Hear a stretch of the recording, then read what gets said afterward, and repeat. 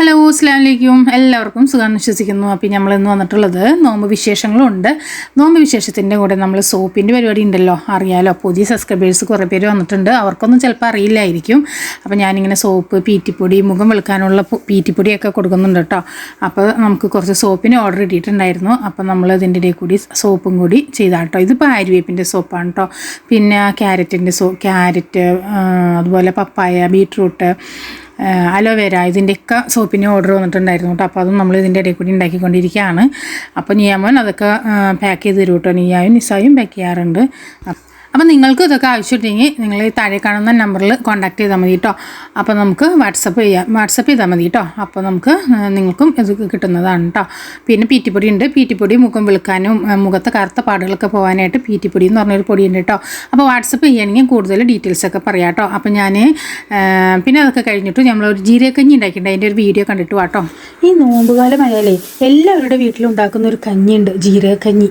അത് എങ്ങനെയാണ് ഞങ്ങൾ ഉണ്ടാക്കുന്നതെന്ന് അറിയോ? ഞങ്ങൾ ബിരിയാണി അരിയിലാട്ടോ ഉണ്ടാക്കുന്നത്. ഒരു കുക്കറിലേക്ക് കുറച്ച് ബിരിയാണി അരി ഇട്ട് കൊടുക്കുക. എന്നിട്ട് അതിലേക്ക് ഉലുവയും ആശാളയും ഇട്ട് കൊടുത്ത് വെള്ളം ഒഴിച്ച് ശരിക്കും ഒരു 3 പ്രാവശ്യം കഴുകിയെടുക്കുക. കഴുകിയെടുത്തിട്ട് ഒരു കുറച്ച് വെള്ളവും കുറച്ച് ഉപ്പും കൂടി ചേർത്ത് കുക്കറിൽ ചടച്ച് വേവിക്കുകയാണ്.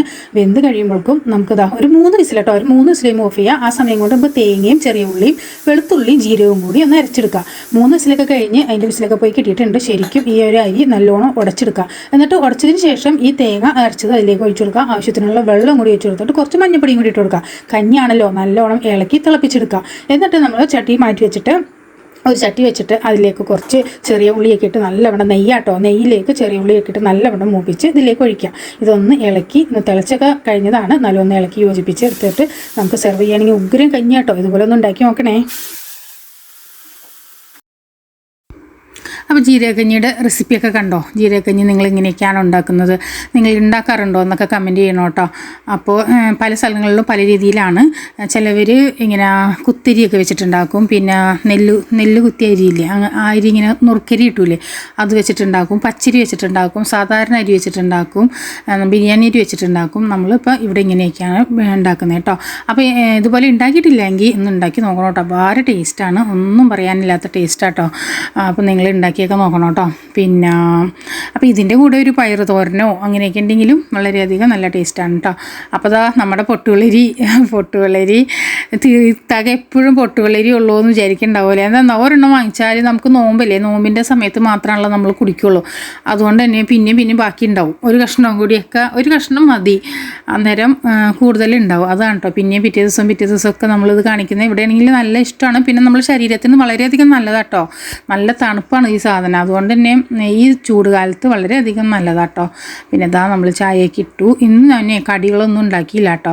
ഇന്ന് മീറ്റ് റോളും കട്ട്ലേറ്റും വാങ്ങിച്ചു കേട്ടോ. അപ്പോൾ ഞങ്ങൾ എല്ലാ പ്രാവശ്യം അങ്ങനെ 1-2 പ്രാവശ്യമൊക്കെ വാങ്ങിക്കാറുണ്ട് അങ്ങനെ കേട്ടോ. പിന്നെ ഇതാ ഇടിയപ്പം വരുന്നു കേട്ടോ.